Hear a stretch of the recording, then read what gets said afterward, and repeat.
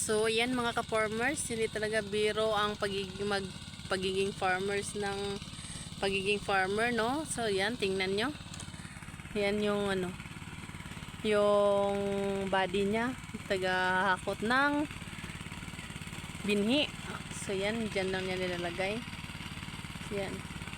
Saka si, ano yan, si kuya nag-aaral pa din yan. Kaso ngayon, bakasyon.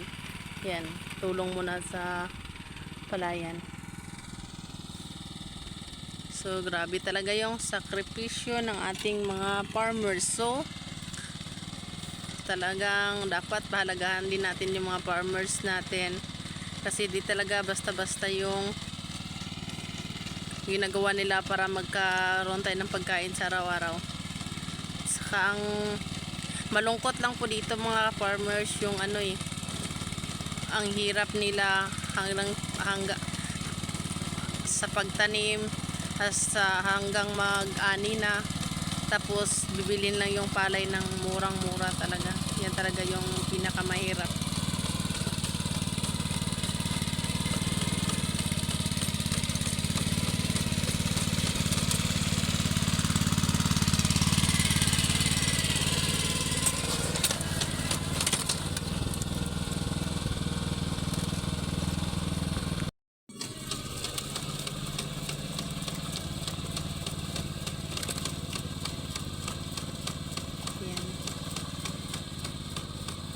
Siguro hindi aabot ng 2 oras to, tapos na ang isang kahon nila. Grabe talaga yung hirap ng ang lang talaga nakakalungkot mga ka-farmers, yung panahon na ng anihan, parang hinihingi na lang yung palay ng mga farmers natin. Yun na lang yung pinaka masakit na na part sa pagiging farmer. Yung binta mo halos hindi mo talaga mabayaran yung utang mo. So yan, batang-bata pa nagsisikap na.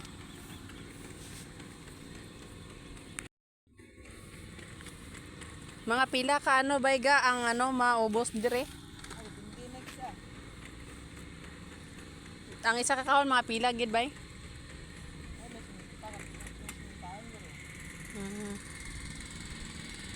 Ang araw pila na ron ta ka dawara puguro ka pulo mo?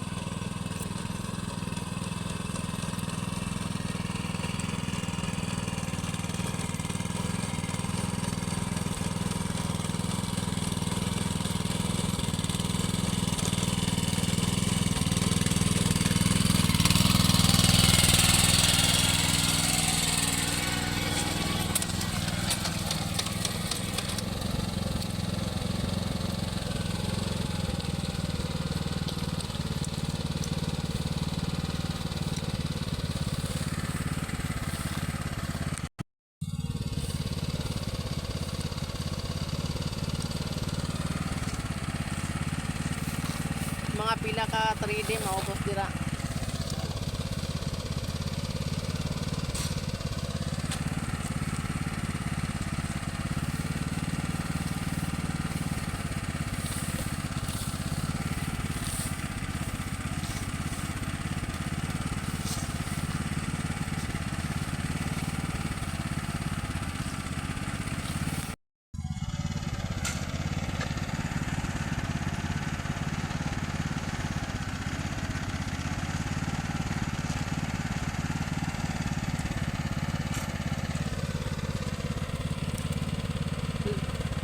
Dalom laude.